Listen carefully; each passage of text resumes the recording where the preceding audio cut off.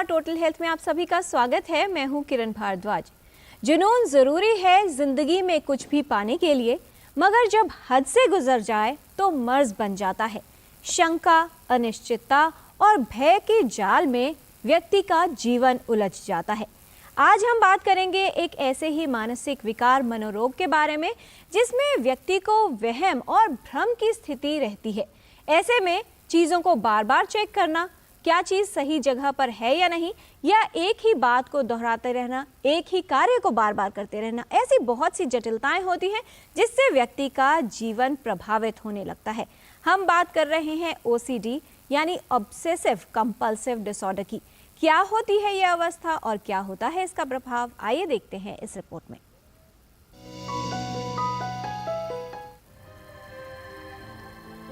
Obsessive compulsive disorder यानी OCD एक मनोरोग या मानसिक विकार है जो बच्चों, किशोरों या वयस्कों किसी को भी हो सकता है, लेकिन अधिकतर इसकी शुरुआत कम उम्र से ही हो जाती है। OCD आनुवंशिक और वंशानुगत कारकों के वजह से होता है। मस्तिष्क में रासायनिक, संरचनात्मक और कार्यात्मक असमानताएं हो जाती हैं, जिसकी वजह से ये समस्या उत्पन्न होती है। ऑब्सेसिव कंपल्सिव डिसऑर्डर होने पर व्यक्ति को शक या संदेह की स्थिति बनी रहती है। ऐसी स्थिति में व्यक्ति हाथ धोने के बाद फिर से हाथ बार बार धोना, दरवाजे में ताला लगाकर बार बार जाके उसे चेक करना, ऐसी क्रियाएं करता है। यदि इस समस्या का इलाज न करवाया जाए तो व्यक्ति की दिनचर्या और सामाजिक जीवन प्रभावित होने लगता है। इसके लक्षणों को पहचान कर इलाज करवाना आवश्यक है। ऐसी स्थिति में मनोचिकित्सक के पास जाकर उनसे परामर्श लेना आवश्यक है। OCD की पहचान कर उसका सही इलाज करवाएं, जिससे समस्याओं से बचाव किया जा सके। किरण भारद्वाज, DD न्यूज।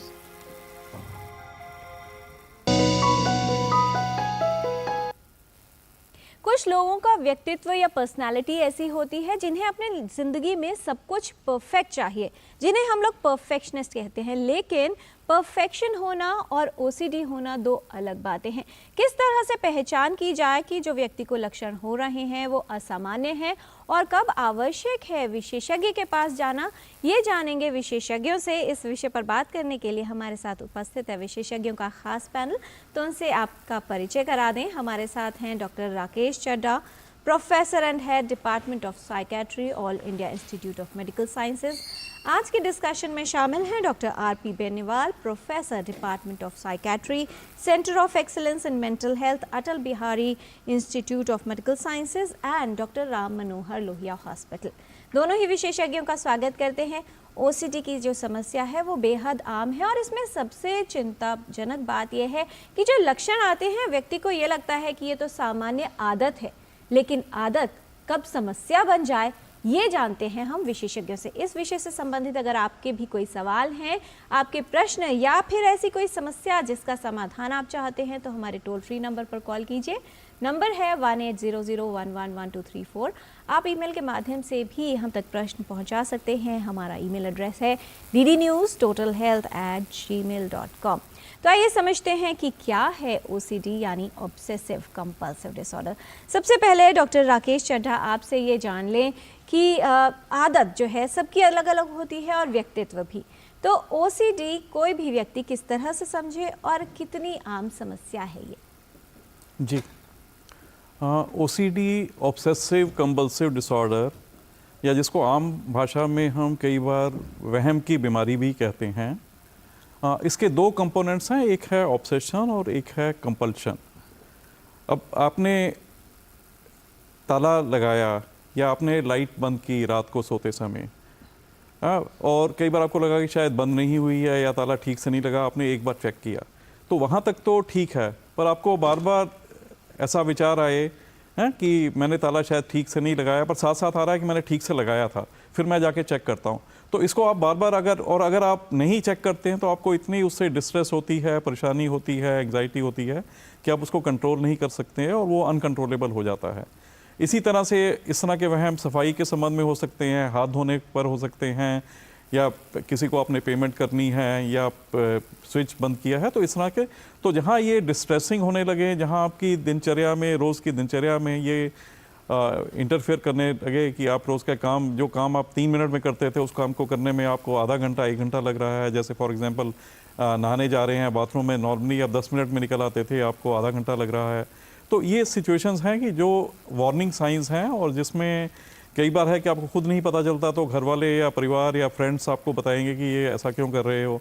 तो ये बीमारी के लक्षण है। उस स्टेज पे आपको डॉक्टर से कंसल्ट करने की, साइकियाट्रिस्ट से कंसल्ट करने की ज़रूरत है। जी डॉक्टर बेनीवाल, कौन सी वो अवस्था है या उम्र है जिसमें आम तौर पर इस तरह के लक्षण उत्पन्न हो सकते हैं या समस्या की शुरुआत होती है, और क्या कोई ऐसे विशेष लोग हैं जिन्हें ओसीडी होने का खतरा ज़्यादा होता है, यानी जो जेनेटिक फैक्टर्स हैं वो कितना इसके लिए काम करते हैं या कितना उस पर निर्भर करता है?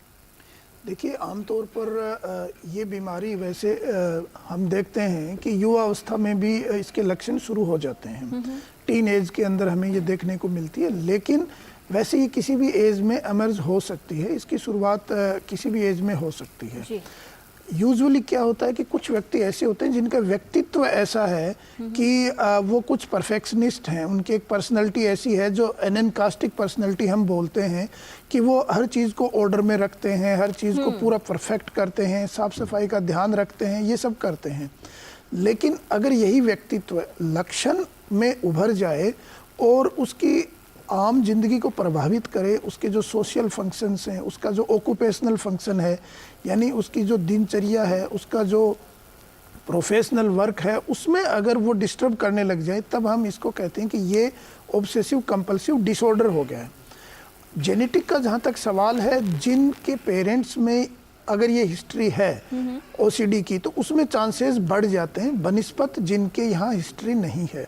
जी, कार्यक्रम की शुरुआत में ही ईमेल्स आने लगे हैं। सतीश जी हैं डॉक्टर राकेश, उनका सवाल यह है कि उनके पिताजी जो है वो बहुत ज़्यादा चीज़ों को लेकर पर्टिकुलर है। ऐसा लिख रहे हैं कि जो सामान जहाँ रखा होता है उन्हें वहीं रखना पड़ता है।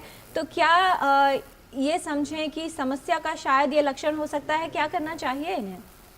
देखिए, ऐसा है कि एक जो ऑब्सेशनल पर्सनैलिटी है वो तो रहेगी शुरू से ही, लाइक एडोलिसेंस से ही, किशोरावस्था से ही। उसमें ऐसा नहीं है कि वो रीसेंट चेंज हुआ है। अगर ये रीसेंट चेंज है कि पिछले 2-4 महीने से, पिछले 6-7 महीने से वो ऐसा कर रहे हैं, और एक उनके स्वभाव का हिस्सा है जो शुरू से रहा है, तो दोनों में डिफरेंस है। तो अगर ये नेचर है, स्वभाव का हिस्सा, तो वो ऑब्सेशनल पर्सनैलिटी है, उसके अंदर कोई बीमारी का हिस्सा नहीं है। कुछ लोग हैं बहुत चिंता करते हैं, कुछ लोग स्वभाव से बहुत हंसमुख स्वभाव के होते हैं। तो इसी तरह से एक ऑब्सेशनल भी वो एक तरह से ऑब्सेसिव पर्सनैलिटी हो सकता है। उसके अंदर कोई ऐसा नहीं है कि किसी से कंसल्ट करने की ज़रूरत है।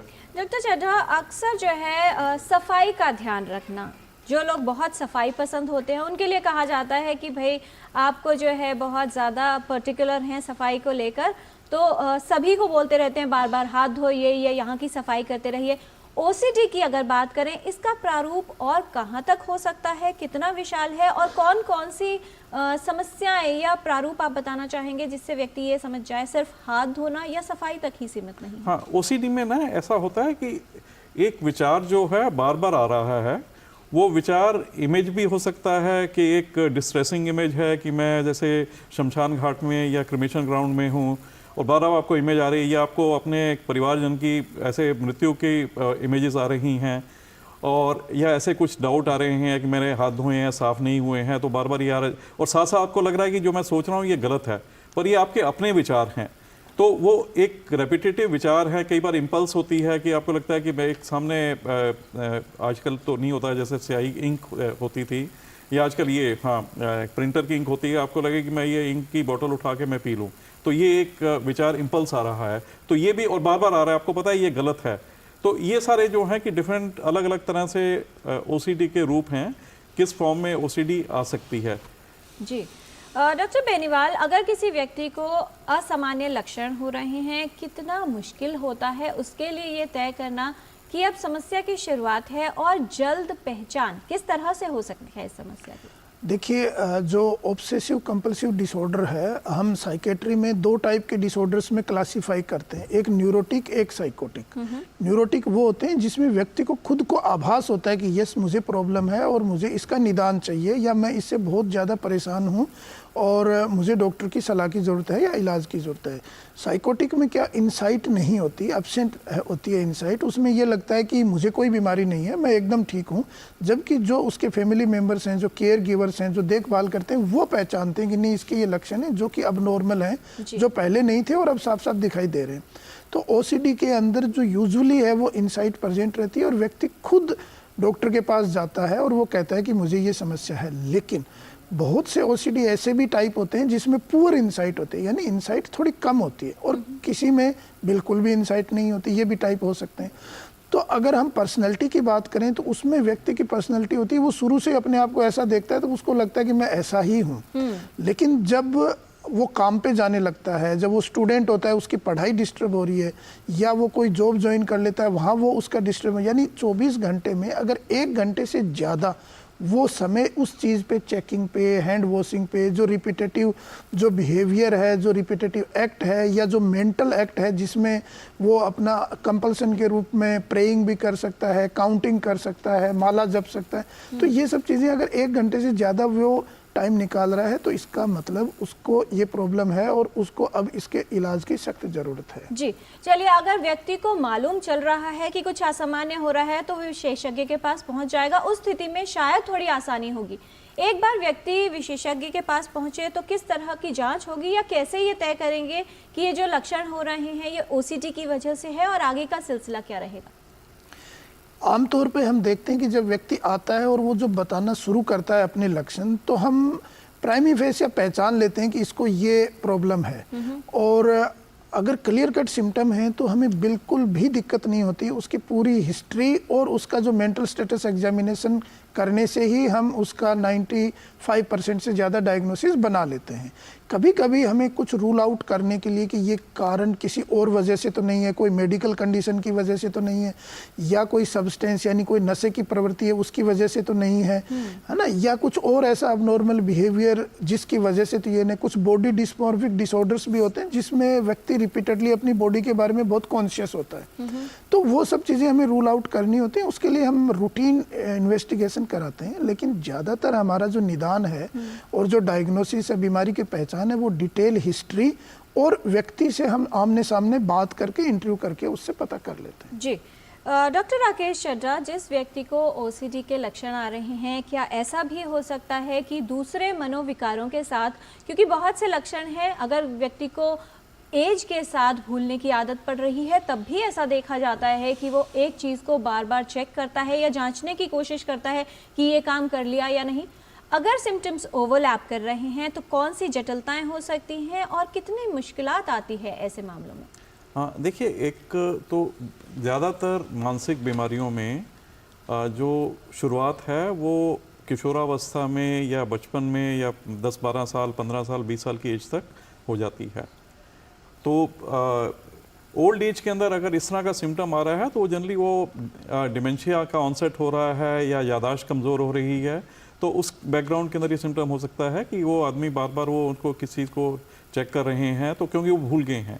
ऑब्सेशन में भूलना नहीं होता है, ऑब्सेशन में उसका आदमी को रियलाइज़ होता है, उसको पता है कि मैं जो वो विचार बार बार आ रहा है, जैसे गंद हाथ धोए हैं तो उसको लग रहा है कि मेरे हाथ शायद साफ़ नहीं हुए हैं, पर साथ साथ हो रहा है कि हाथ तो मैंने ठीक से धोए हैं, पर उसके बावजूद भी वो फिर जाके फिर दोबारा धोता है, तीसरी बार धोता है। नॉर्मल प्रतिक्रिया के अंदर आप एक बार धो के, एक बार चेक करके, एक बार एडिशनल चेक कर लेंगे, पर ऐसा नहीं कहे कि आप बार बार जाके चेक करेंगे। तो ये जो बार बार चेक करना, जो काम 3 मिनट में होता था उसको आप ग्रेजुअली 5 मिनट हो गए, फिर अब 10 मिनट लगने लगे, 15 मिनट लगने लगे, तो ये साइन है कि ये बीमारी शुरू हो चुकी है। जो फॉरगेटफुलनेस है जो ओल्ड एज में, उसके अंदर ऐसा नहीं होता। उसके अंदर तो उसमें जो है कि क्योंकि वो भूलने की वजह से वो हो रहा है कि वो आदमी उसको रीचेक कर रहा है, तो ये दोनों में ये डिफरेंस है। जी अभिनव जी हैं, उनका ईमेल आया है हमारे पास डॉक्टर बेनीवाल। वो ये जानना चाह रहे हैं कि 38 इयर्स है इनके भाई की उम्र और कुछ चेंजेस उनकी पर्सनालिटी में नज़र आए हैं। एक तो रेपिटेटिव बिहेवियर जिसकी हम बात कर रहे हैं, एक बात को बार बार दोहराते रहना और दूसरों को भी इंसिस्ट करना कि आपको ऐसा करना है, और दूसरा अग्रेशन भी अब उनके व्यक्तित्व में साफ तौर पर नजर आ रहा है। क्या इसका संबंध ओसीडी से हो सकता है? देखिए, जो लक्षण अभी उन्होंने आपके माध्यम से बताए हैं उनसे ये साफ तौर से कंफर्म नहीं हो रहा कि उनको ओसीडी है क्या, क्योंकि बहुत सारे मानसिक रोग होते हैं जिसमें इस टाइप के लक्षण आते हैं। एग्रेशन है, चिड़चिड़ापन है, या अपने हिसाब से दूसरे को मोल्ड करना कि नहीं आपको ऐसे ही करना है। हो सकता है उसके दिमाग में कोई, जैसे हम कहते हैं कि एक डिल्यूजन्स होते हैं उस, या कोई उसको कंट्रोल भी कर रहा होगा, तो डिल्यूजन ऑफ कंट्रोल, या फिर उसको कुछ ऐसी वॉइसेस आती होंगी जिससे भी दूसरे को इंसिस्ट करता है कि आप ऐसा करें। तो ये भी हो सकता है। ये सब हमें रूल आउट करने की ज़रूरत है, लेकिन हाँ, इनसे ये पता चलता है कि उनको ज़रूर कोई ना कोई मानसिक रोग है, और उसका अगर वो साइकेट्रिस्ट को दिखाएं तो कंसल्ट करें तो उससे क्लियर होने के चांसेस तो एक विशेषज्ञ से परामर्श की जरूरत है। डॉक्टर राकेश चड्ढा, जब किसी व्यक्ति को ओसीडी की समस्या बढ़ती है, लक्षण उत्पन्न होते हैं, कितना समय होता है, कैसे धीरे धीरे जो आदत कहें या समस्या कहें वो बढ़ती है, और उसके साथ डिप्रेशन होना, एंजाइटी होना या दूसरी जटिलताएं होना? क्योंकि जब इस तरह का कोई असामान्य बात जीवन में हो रही हो तो जाहिर तौर पर स्ट्रेस भी बढ़ता है और मानसिक स्वास्थ्य भी प्रभावित होता है। जी हाँ, पहली चीज़ तो एक जो ओसीडी है, एक ये मानसिक रोग है, और जब ऑब्सेशंस या इस तरह का, और इसका एकदम ऐसा नहीं है कि अकस्मात उत्पन्न हो जाता है, एकदम से दिनों के अंदर ये शुरुआत हो जाती है। इसकी शुरुआत होती है और पता चलने में भी कुछ महीने, कम से कम कुछ महीने तो लगते हैं, कई बार 1-2 साल 3 साल इतना समय भी लग जाता है, क्योंकि शुरुआत धीरे धीरे से हो रही है और धीरे धीरे से उसमें बढ़ोतरी हो रही है। और जब ये आपको बार बार एक डिस्ट्रेसिंग, जो परेशान करने वाला विचार आ रहा है, या एक इमेज आ रही है, या कोई इस तरह के दिमाग में डाउट आ रहे हैं, या इम्पल्सिस आ रहे हैं, जो डिफरेंट ऑब्सेशंस के टाइप्स हैं, तो बार बार ये आ रहा है, तो आपको परेशान करता है, मेरे को ऐसा क्यों हो रहा है। तो उसकी वजह से जो है कि डिप्रेशन के सिम्टम्स या घबराहट होना ये बहुत कॉमन है। और डिप्रेशन तो लगभग 30-40-50% जो ओसीडी के केसेस होते हैं उसके अंदर ये देखा गया है। और पर इसमें एक ख़ास चीज़ है कि जो दवाइयाँ हम ओसीडी के लिए यूज़ करते हैं वही दवाइयाँ डिप्रेशन के लिए यूज़ होती हैं, और ऑब्सेशंस के लिए जब हम दवा शुरू करेंगे तो साथ साथ वो ऑब्सेशन ठीक होंगे तो साथ साथ डिप्रेशन भी ठीक होता जाएगा। जी, इलाज के क्या विकल्प हैं? और ख़ास तौर पर डॉक्टर बेनीवाल, जब इलाज की बात आती है, मानसिक रोगों के लिए दवाओं की बात आती है, तो उसे लेकर भी बहुत सारे लोग चिंतित रहते हैं कि कहीं इनकी आदत तो नहीं पड़ जाएगी, या जो दूसरे साइड इफ़ेक्ट्स हैं दवाओं की वजह से वो तो नहीं आने लगेंगे। दवाएं और उसके अलावा कौन सी थेरेपीज़ हैं जो इसके इलाज में उपयोगी हैं? देखिए, ये एक मानसिक रोग है, और जैसे अभी चड्ढा साहब ने बताया कि ये अचानक से नहीं होता। 90% केसेस में ये धीरे धीरे इवोल्व होती हैं और धीरे धीरे पता चलती है, और जब तक डॉक्टर के पास रोगी पहुंचता है तब तक हो सकता है उसको 1 साल, 2 साल, 5 साल तक से प्रॉब्लम चल रही होती है। कई बार तो हमें 20-20 साल बाद आके व्यक्ति मिलते हैं कि मैं तो ये तो शुरू से हूँ, लेकिन वो चला रहे होते हैं अपने लाइफ को। तो जैसे ही ये जो क्रोनिक लाइफस्टाइल डिजीजेज होते हैं, वैसे ही मानसिक रोग भी होते हैं। इनके अंदर इलाज थोड़ा लंबा चलता है ना। ये नहीं कि आपने 10 दिन या महीने इलाज लिया, ये थोड़ा इसमें लंबा कोर्स होता है और वो पूरा करना चाहिए। विकल्प जो हैं इसके अंदर, एक तो हमें फार्मेकोथेरेपी का विकल्प है, जो कि सबसे फर्स्ट ज़्यादातर वही प्रैक्टिस में होता है। तो हम उनमें दवाइयाँ देते हैं ज़रूरत के हिसाब से, उसको व्यक्ति की ज़रूरत के हिसाब से, उसकी एज, उसकी बॉडी वेट और उसके क्या क्या बीमारियां हैं, कोई शुगर की बीमारी है या कोई बीपी की है या कोई थायराइड, उसको देखते हुए हम उसको चूज़ करते हैं कि कौन सी दवाई हम उनको दें। इसके अलावा फार्मेकोथेरेपी के अलावा जो हैं वो बिहेवियर थेरेपी भी इसका इलाज है, और वो क्लिनिकल साइकोलॉजिस्ट करते हैं, साइकेट्रिस्ट भी करते हैं, और थेरेपी कुछ हैं जो कॉग्निटिव बिहेवियर थेरेपी जिसको हम बोलते हैं। तो इस टाइप के कुछ साइकोलॉजिकल ट्रीटमेंट भी है इसका। और देखा ये गया है, एविडेंस ये कहते हैं कि अगर फार्मेकोथेरेपी और बिहेवियर थेरेपी दोनों को अगर हम साथ साथ चलाएं तो उसके इफेक्ट अच्छे आते हैं बजाय किसी एक के। जी डॉक्टर राकेश, जब व्यक्ति का इलाज चल रहा हो, क्या लाइफस्टाइल मॉडिफिकेशंस, जीवन शैली में किसी तरह का बदलाव करना भी सहायक होगा?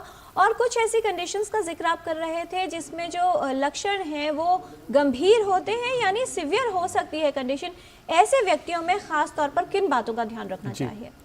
हाँ, देखिए जो लाइफस्टाइल मॉडिफिकेशन है इन जनरल जो है वो उसकी इम्पोर्टेंस है उसकी, पर लाइफस्टाइल मॉडिफिकेशन का जैसे कुछ बीमारियां हैं एंजाइटी और डिप्रेशन जिसके साथ में काफ़ी क्लोज रिलेशन है, या लाइफस्टाइल डिजीजेज लाइक हार्ट की प्रॉब्लम है जी। या डायबिटीज़ है, उस तरह का डायरेक्ट रिलेशन ओसीडी के साथ नहीं देखा गया है कि लाइफस्टाइल मॉडिफिकेशन से ओसीडी में इम्प्रूवमेंट होगा। पर एज सच जो है लाइफस्टाइल जो मॉडिफिकेशन है वो आपकी कोपिंग स्ट्रेंथ को, ऑब्सेशन से भी कोपिंग स्ट्रेंथ को उसको बढ़ाता है। तो उस पॉइंट ऑफ व्यू से जो लाइफस्टाइल मॉडिफिकेशन इंपॉर्टेंट है, जैसे फॉर एग्जांपल आप 8 घंटे सोएं, अपना सीख रोज़ एक ही समय पर आपका सोने और जागने का समय लगभग एक सा ही रहना चाहिए, नॉर्मल डाइट, रेगुलर एक्सरसाइज, तो ये सब हेल्दी डाइट, ये बेसिक चीज़ें हैं। कुछ ओसीडी के लक्षण जो हैं, जैसे फॉर एग्जांपल अगर किसी को वायलेंस रिलेटेड थॉट्स आ रहे हैं या सेक्स संबंधित थॉट्स आ रहे हैं, एक है कि कई बार इंसेस्ट से संबंधित विचार आते हैं सेक्स के, जैसे अगर वो अपने परिवार में है, घर में है, तो उसको अपने जैसे है किसी भी क्लोज फैमिली मेम्बर की न्यूड इमेजेस दिखाई देती हैं, तो वो इस तरह के अगर ऑब्सेशंस हैं, इमेजेस हैं, तो ये थोड़ा सा सीरियस होते हैं और ये इंडिकेट करते हैं जनरली इसमें रिस्पांस भी बहुत अच्छा नहीं होता है। और कई बार ये केसेस में over the period long run में कई बार मरीज को साइकोसिस या स्किज़ोफ्रेनिया टाइप के सिम्टम्स भी हो सकते हैं। तो ये थोड़े से सीरियस इलनेस इंडिकेट करते हैं, वायलेंस, सेक्स रिलेटेड थॉट्स, और इन जनरल जो है कि रिस्पांस ट्रीटमेंट से अच्छा रहता है। तो जी तो आज हम बात कर रहे हैं ऑब्सेसिव कंपल्सिव डिसऑर्डर यानी ओसीडी के बारे में, और हमारे साथ आज के डिस्कशन में शामिल हैं doctor Rakesh Chadha, doctor RP Beniwal. अब समय है कुछ और भ्रमों को दूर करने का। रैपिड फायर क्वेश्चंस राउंड के माध्यम से छोटे सवाल और बहुत छोटे जवाब। पहला सवाल डॉक्टर राकेश आपसे, बहुत से लोग ये मानते हैं कि किसी बात को लेकर पर्टिकुलर रहना एक तरह की व्यक्तित्व या पर्सनैलिटी का पार्ट है, ओसीडी जैसी समस्या नहीं है। हाँ जी, हाँ बिल्कुल सही है। डॉक्टर आरपी बेनीवाल, क्या ओसीडी का संबंध सिर्फ हाइजीन या बार बार साफ सफाई का ध्यान रखने से ही होता है? नहीं, ऐसा नहीं है। बहुत से ऐसे भी ओसीडी के लक्षण हैं जिसमें सिर्फ विचार ही आते हैं और इमेजेस ही आती हैं, आइडियाज ही आते हैं, थॉट्स आते हैं, तो बिहेवियर से ज़रूरी नहीं है, ओनली इन चीज़ों से भी हो सकता है। डॉक्टर राकेश, क्या हर साफ सफाई पसंद करने वाला व्यक्ति ओसीडी से प्रभावित होता है? जी नहीं, वो साफ सफाई एक पर्सनैलिटी का हिस्सा भी होता है। जी डॉक्टर आरपी बेनीवाल, इसमें से क्या ओसीडी की वजह हो सकती है डर, शंका या ऑब्सेशन? देखो, ये ऑब्सेशन जो होता है उसमें शंका के भी चीज़ें होती हैं और ऑब्सेशन तो है ही है। कभी कभी व्यक्ति इसमें थोड़ा सा डर भी महसूस करता है फ्यूचर के लिए कि मैं कल कैसे ठीक होऊंगा, क्या कैसे होगा मेरा इलाज। क्या ओसीडी की समस्या वंशानुगत है डॉक्टर राकेश? जी, कुछ केसेस के अंदर ऐसा देखा गया है कि ये परिवार में समस्या चलती है, पर ऐसा नहीं है। बिना पारिवारिक और बिना जेनेटिक इश्यूज के भी ये जेनेटिक लोडिंग के भी समस्या हो सकती है। डॉक्टर बेनीवाल, क्या तनाव और एंजाइटी की वजह से ओसीडी हो सकता है या ओसीडी की वजह से तनाव और एंजाइटी हो सकता है? देखिए, ओसीडी की वजह से, ओसीडी का जो डेफिनेशन है उसमें ही डिस्ट्रेस है। जब भी ये लक्षण आते हैं तो वो डिस्ट्रेस में होता है, तभी वो उसको ठीक करने की कोशिश करता है, तो कंपल्सन होता है। तो ये इसमें हाँ, लेकिन हाँ, तनाव और चिंता की वजह से ओसीडी होना ये बहुत कम मिलता है, लेकिन ओसीडी की वजह से तनाव और चिंता ये काफ़ी कॉमन है। डॉक्टर राकेश, क्या ओसीडी की समस्या बच्चों में नहीं होती? नहीं, बच्चों में भी होती है, और बच्चों में कई बार होता है कि एक हार्मलेस काइंड के ऑब्सेशंस होते हैं। जैसे बच्चा जैसे सीढ़ियाँ चढ़ रहा है तो कभी एक बार लेफ्ट फिर राइट, फिर लेफ्ट फिर राइट, या कई बार ऐसे गेम्स के अंदर भी बच्चे करते हैं। पर ये वाली जो है ये भी ऑब्सेशंस का ही पार्ट है, पर यहाँ डिस्ट्रेसिंग नहीं है। और एक उसका एक और अक्सर ऐसा देखा गया कि इस तरह के केसेस में ये अपने आप से ही रेमिशन हो जाता है। एक वो 2-4 महीने 6 महीने वो हैबिट का हिस्सा रहेगा, ठीक हो जाएगा। जी, क्या ओसीडी की समस्या महिलाओं में अधिक होती है डॉक्टर बेनीवाल? यस, आमतौर पे हम देखें तो थोड़ा सा पुरुषों की बजाय महिलाओं में ये ज़्यादा देखने को मिलता है। बार बार अपने हाथ धोते रहना क्या ओसीडी का लक्षण हो सकता है डॉक्टर राकेश? जी हाँ, बार बार हाथ धोना जो है ओसीडी का पहला लक्षण है। पर ऐसा हम उसमें नहीं कहेंगे जैसे अब सर्जन है तो सर्जरी से पहले वो हाथ धो रहा है, या आप घर में बर्तन साफ किए आप हाथ धो रहे हैं, ज़्यादा देर धो रहे हैं, तो उसको हम नहीं कहेंगे। पर अगर ये बार बार हाथ धोने के साथ साथ उसको आदमी को, इंसान को पता चल रहा है, उसको लग रहा है कि मैं जो कर रहा हूँ गलत कर रहा हूँ, और उसकी वजह से वो बार बार धो रहा है, तो वो ओसीडी का लक्षण है। डॉक्टर बेनीवाल, क्या ओसीडी की समस्या होने पर व्यक्ति हिंसात्मक या अग्रेसिव हो सकता है? बिल्कुल हो सकता है। कुछ थॉट्स और इमेजेस इतनी ज़्यादा एग्रेसिव होती हैं, जैसे कि हमने बताया कुछ ब्लेस्फेमी होती हैं, देवी देवताओं की मूर्तियों के बारे में उनको गलत विचार आना, गलत इमेज, सेक्सुअल इमेजेस आना अपनी फैमिलीज, रिलेटिव्स की, और कई बार वो सुसाइडल भी हो जाता है उसकी वजह से परेशान होके, या फिर वो दूसरे के लिए हिंसात्मक हो सकता है। जी, एक ईमेल भी हमारे पास आया था शैलेंद्र सिंह का, उनका सवाल भी शामिल कर लेते हैं अपने रैपिड फायर में। डॉक्टर राकेश, वो ये कह रहे थे कि क्या योग से इस समस्या का समाधान करने में लाभ मिल सकता है? हाँ, योग से जैसे मैंने बताया कि जैसे लाइफस्टाइल मॉडिफिकेशन जो है वो थोड़ा हेल्प करता है, तो वो एंग्जाइटी मैनेज करने के अंदर हेल्प करेगा, और थोड़ा सा आपकी जो है कि स्ट्रेंथनिंग, जो कोपिंग एबिलिटीज है उसको स्ट्रेंथन करेगा, बट एज सच योगाभ्यास इसका इलाज नहीं है। जी, क्या संदेश देना चाहेंगे एक वाक्य में डॉक्टर आरपी बेनीवाल, इस समस्या की जल्द पहचान कितनी आवश्यक है? जितना जल्दी प्रिवेंशन, जितना जल्दी हम पहचान करेंगे उतना जल्दी हम इसका ट्रीटमेंट स्टार्ट करेंगे और उसको समझेंगे और उसको कंट्रोल करने में आसानी होगी। डॉक्टर राकेश, आपका संदेश। ओसीडी, ऑब्सेसिव कंपल्सिव डिसऑर्डर, एक मानसिक बीमारी है, इससे घबराना नहीं है, और अगर आपको इसके कुछ लक्षण हो रहे हैं तो आप मानसिक रोग विशेषज्ञ से कंसल्टेशन लें। बहुत धन्यवाद इस तमाम जानकारी के लिए doctor Rakesh Chadha, doctor RP Beniwal. आज हमने विशेषज्ञों से समझा है कि क्या होती है ऑब्सेसिव कंपल्सिव डिसऑर्डर यानी ओसीडी की समस्या। खास तौर पर अगर बात की जाए इसके लक्षणों की, तो बहुत से ऐसे लक्षण हैं जो हमें सामान्य लग सकते हैं। सामान्य और असामान्य होना काफ़ी हद तक हमारे व्यक्तित्व पर निर्भर करता है। जो चीज़ एक व्यक्ति के लिए सामान्य है, किसी दूसरे व्यक्ति के लिए असामान्य हो सकती है। लेकिन अगर कोई ऐसा लक्षण आपको हो रहा है जो असामान्य है, आपकी दिनचर्या को प्रभावित कर रहा है, तो सतर्क हो जाएं, एक विशेषज्ञ के पास जाएं और ये जान लें कि कहीं ये ओसीडी का लक्षण तो नहीं है, क्योंकि समय से अगर सही इलाज करवाया जाए तो इस समस्या को नियंत्रित भी किया जा सकता है, और बहुत सी जटिलताएं हैं इससे जुड़ी हुई जिससे व्यक्ति का बचाव किया जा सकता है। स्वस्थ जीवन शैली अपनाइए जिससे बहुत सी समस्याओं का खतरा कम होगा। लेकिन अगर कोई समस्या होती है तो आवश्यक है कि एक विशेषज्ञ से परामर्श लें और उसका सही उपचार करवाएं। टोटल हेल्थ के आज के कार्यक्रम में फिलहाल इतना ही। टोटल हेल्थ से संबंधित और जानकारी आप तक पहुंचाते रहेंगे और ये सिलसिला जारी रखेंगे। आज के एपिसोड में इतना ही। हमारी पूरी टीम को दीजिए अनुमति। नमस्कार।